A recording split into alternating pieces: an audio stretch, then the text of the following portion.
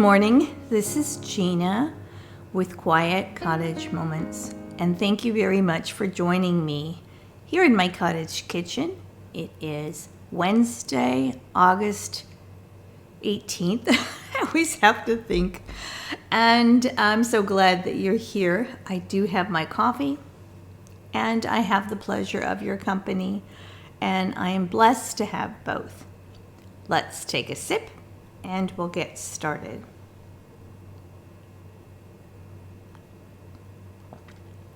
I've been working in the kitchen and I thought I would stop, have a cup of coffee with you, and to visit before I get back to my work. So the mug today you've seen that I had from Cracker Barrel, and it says happiness comes in waves. And that's very much what life is like, isn't it?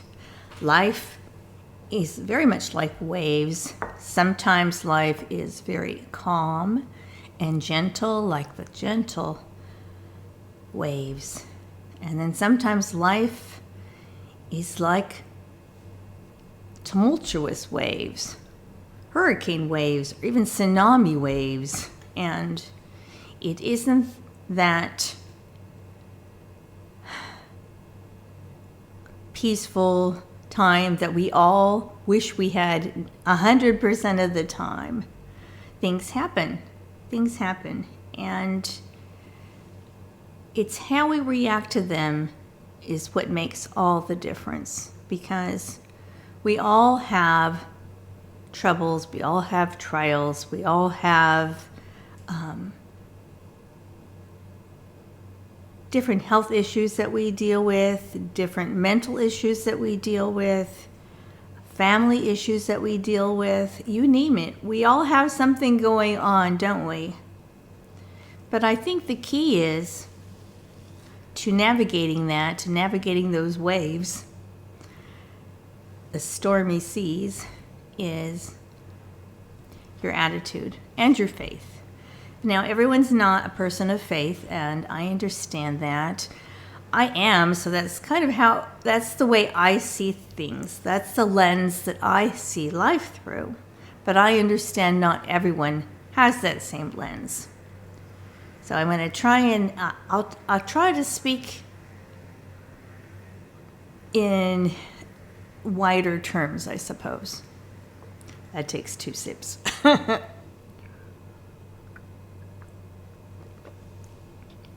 Now, the reason I decided to make this video about life and how life comes in waves, like happiness and trials and tribulations and sadness and tragedy and things like that, is because I have seen a number of videos, and it's really quite sad that younger people, say their 20s and 30s, seem to think that life should be those calm, steady, tranquil waves all the time. And that's just not the case. In fact, I think I would go so far to say that life is usually more rough waters, turbulent times, the tsunami. Unfortunately, sometimes that's what life is. Life was originally, in the way I see through my lens, was meant to be peaceful, but we kind of messed that up by saying we don't want a relationship with God, we want to do things our way, and that made things kind of change drastically. There was a shift. There was a great shift in everything, and the Bible tells us that we are going to have a hard life, that we're going to work, and that's the way it has turned out, because that's the choices that were made at the time.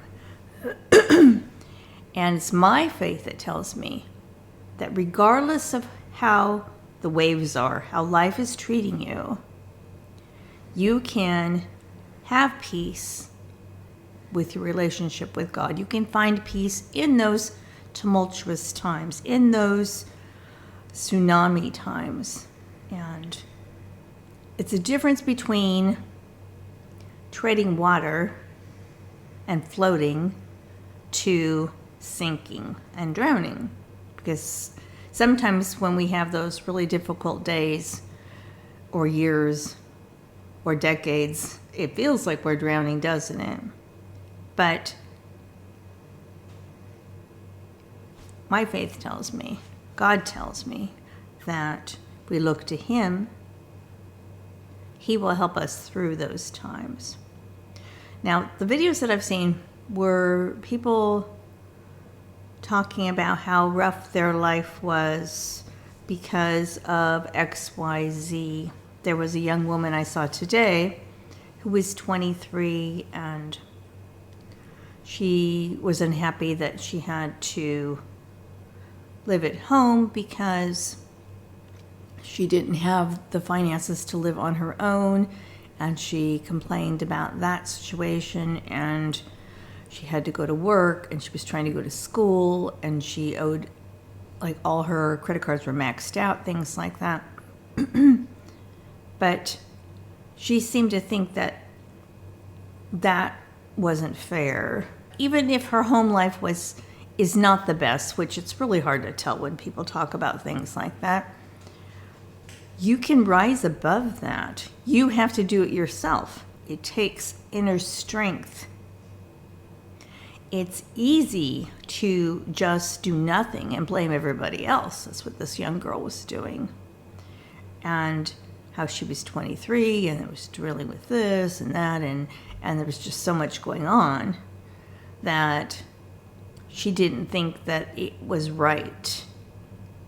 I saw another video. This was very interesting. I don't know how people think this, but it was another young woman who said that she didn't think we should have to work 9 to 5 because that was just, it was like a prison.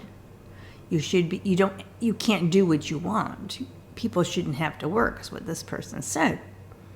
And you didn't need insurance because if you just ate well and exercised, you would never get sick. This is what this lady said. This young woman, I think she was in her 20s, and I thought, oh my heavens. And of course, the person that was commenting on her video had common sense. So as far as the insurance, I wanted to tell her that, and some of these people I think are on TikTok, and I don't have a TikTok, so I can't really comment to them. You can be as healthy as you strive for with eating well, exercising, all of that. And you may think you don't need insurance, but all it does is take one accident, whether it's a car accident or you fall or whatever it is, you fall off a ladder, you do whatever it is, you fall in the bath or in the shower and conk your head. All it does is take one time to end up in the hospital with hundreds of thousands of dollars of bills. That if you had insurance, you wouldn't be responsible for all that. So things like, and saying when you have a job that you're a slave to it, that's not fair. Well, it's sad that girl thinks that lady thinks that, but that's the reality of things. We all have to work. That's what life is. Life is work. Life is probably 95% work and 5% relaxation or vacation or whatever you want to call it.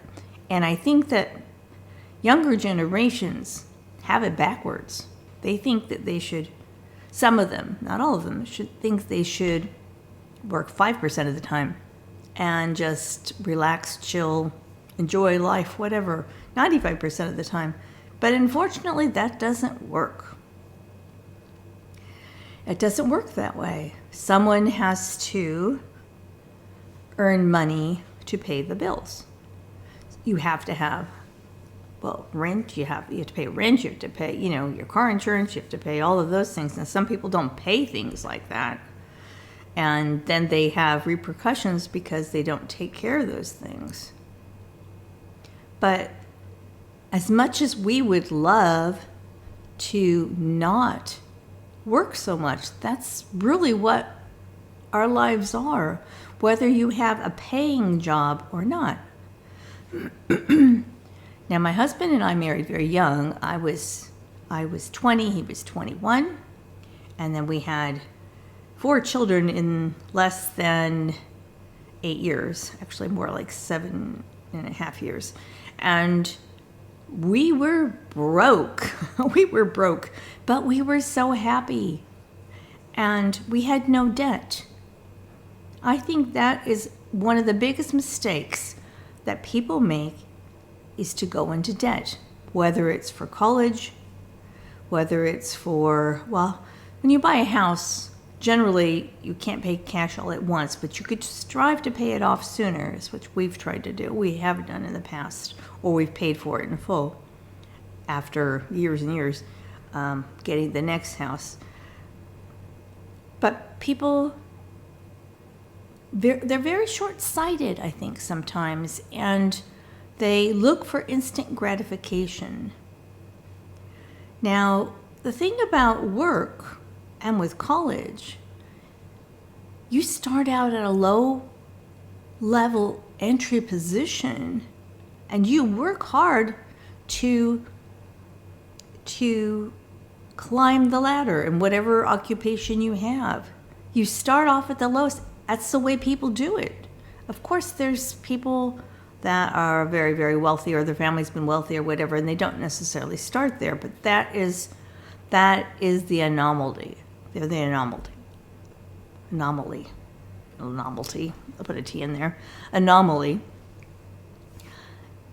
The the rest of us start at a low level entry position, and we work our way up. And that's how you become successful. You don't start off successful. You start off with not so fun jobs. Same thing with housing. When we got married, we had an apartment, but it was a really crummy little apartment in a really crummy part of town that they used to call the armpit. The police called it the armpits. So that's kind of where we started, and then little by little, we worked very hard and upgraded, I guess you could say. Went to a little bit better apartment, rented a house with friends, rented a house on our own, finally bought a house, and then was able to sell that, buy a different one, sell that. Then we had to move here. So it doesn't start out, you have a house. It starts off with something crummy that you can afford. And you live below your means. But many people don't like to think about that. They don't like to think about that. Something that young woman said you shouldn't have to work. She said, why save for retirement? My husband's doing the yard. I hope you can hear me. Why save for retirement?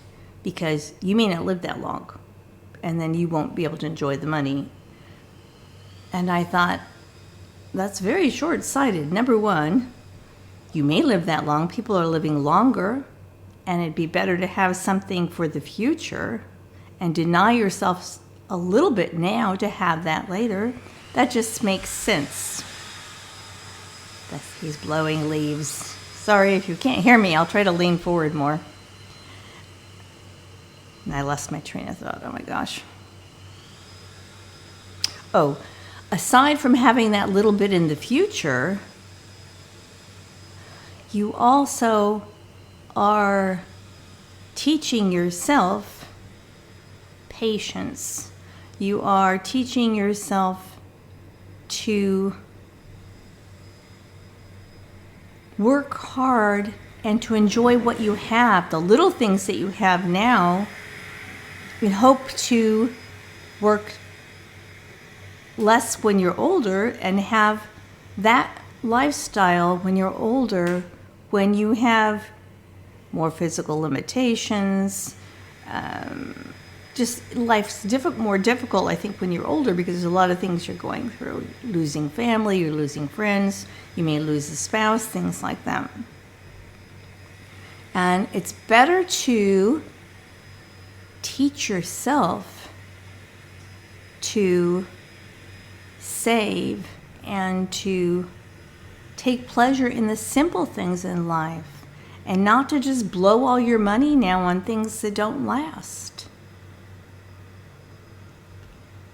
So I'm not sure why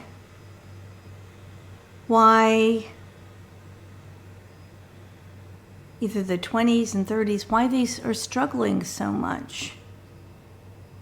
I often wonder if perhaps they had an easier life when they were younger and didn't have those stepping stones. I know that when my children were young, all of them volunteered. They volunteered at the hospital, they volunteered at the library, they volunteered different places. They all had jobs through high school. Starting at 15 years old, they all had jobs outside the home, whether it was at a pharmacy, at a grocery store, at a library, something. So they could learn the value of working, because that's what it is. It's a valuable lesson. And I think that some people don't have that background or choose to not embrace that, because life is hard. Life is very hard.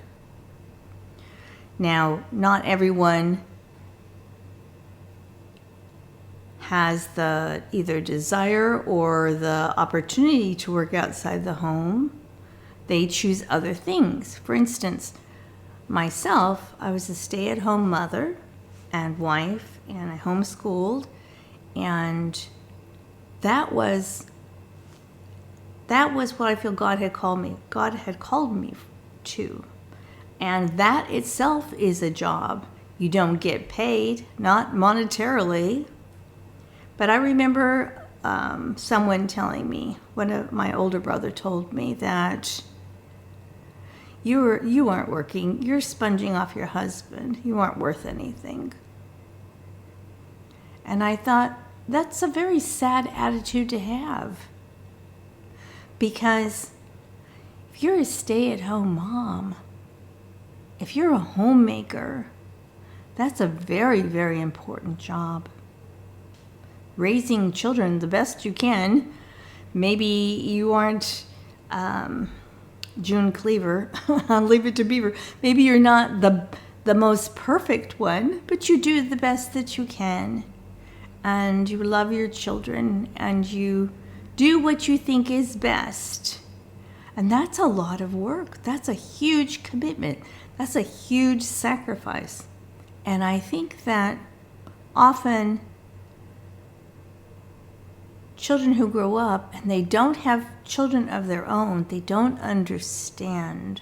They don't understand the sacrifice. They don't understand how difficult it is, because it's very difficult. But it is work. But it's one that I look back on and am thankful. And yes, there were hard times, but there were also very good times. And I think that somewhere, some young adults don't realize the value of work. It builds character. It builds strength. It helps you prepare for the future.